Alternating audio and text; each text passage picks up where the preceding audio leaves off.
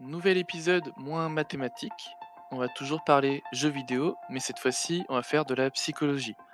Parce que finalement, les algorithmes ont en tout cas, dans le jeu vidéo, bien souvent une portée psychologique. Ça a éveillé votre curiosité? Bon bah c'est parti.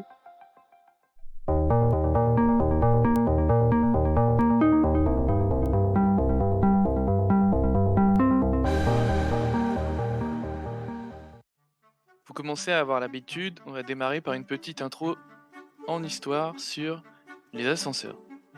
Au début du XXe siècle, les bâtiments devenant de plus en plus hauts, les ascenseurs se sont développés un peu partout.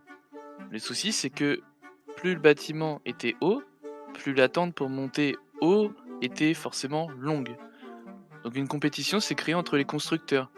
Le meilleur serait celui qui élaborait l'ascenseur montant le plus vite.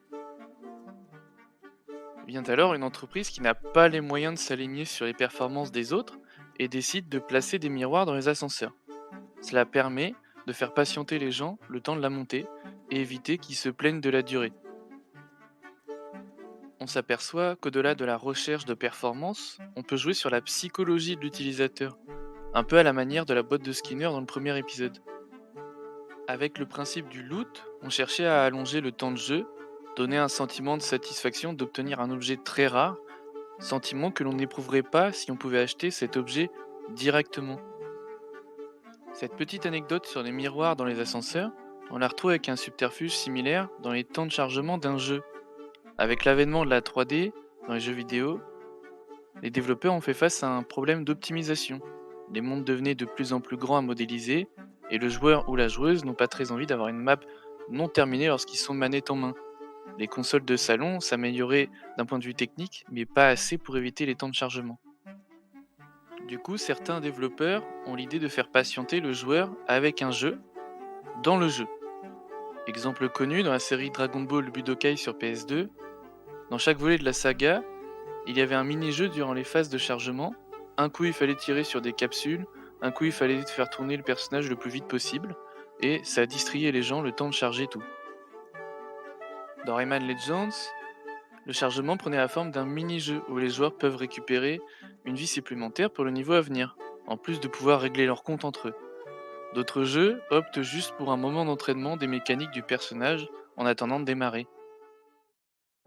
C'est tout bête, mais ça occupe l'esprit pendant les dizaines de secondes d'attente. Moi, petit, ça m'évitait d'aller embêter ma sœur pendant que le jeu chargeait. D'ailleurs, en parlant de moi, j'avais réalisé cet écran de chargement quand j'étais étudiant sur un jeu où le joueur pouvait s'amuser à dévorer les lettres avec Pac-Man. C'est une pratique qui s'est étendue au générique de fin où on peut imposer aux joueurs de regarder les crédits du jeu en lui proposant une activité. Dans un autre registre, côté web, on connaît tous cet exemple sur Google, le fameux jeu du dinosaure, lorsque notre connexion internet nous fait défaut. Tout le monde y a déjà joué au moins une fois. On se rend compte que la solution aux phases d'attente, quand on a beaucoup de choses à charger, ce n'est pas forcément d'optimiser. D'un point de vue développeur, cela peut très vite être coûteux ou trop limité par la technique.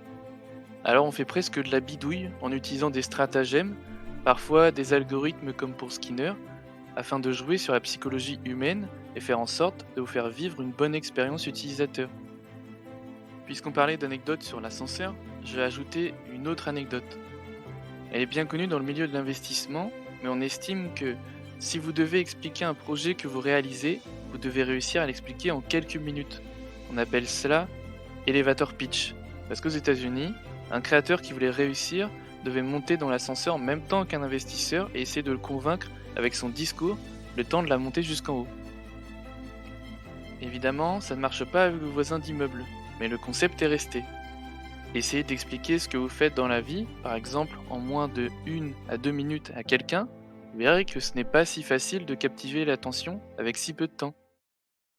Et pourtant, là aussi c'est intéressant d'un point de vue de développeur, parce que ça s'applique à des jeux vidéo ou des sites internet. Chaque fois que vous lancez un jeu ou arrivez sur une page web, il faut réussir à capter votre attention très vite. Il y a tellement de jeux gratuits, de sites internet que les gens n'ont pas envie de chercher et comprendre comment les utiliser. Très vite, il faut charmer l'utilisateur, avec des jolis graphismes, un contenu intéressant, un titre accrocheur, une facilité de compréhension, et j'en passe. Voilà, encore un aspect très psychologique qui montre qu'au final, peu importe toute la technique, ce qu'il faut réussir à séduire et ce qui impacte les décisions dans un développement informatique, finalement c'est vous. Chacun de vos usages aujourd'hui dans les outils numériques va aider à améliorer les applications de demain. N'hésitez pas à aimer cette vidéo si vous avez apprécié le sujet et si vous avez des sites qui ne prennent absolument pas compte de votre patience et jouent avec vos nerfs, donnez des exemples en commentaire.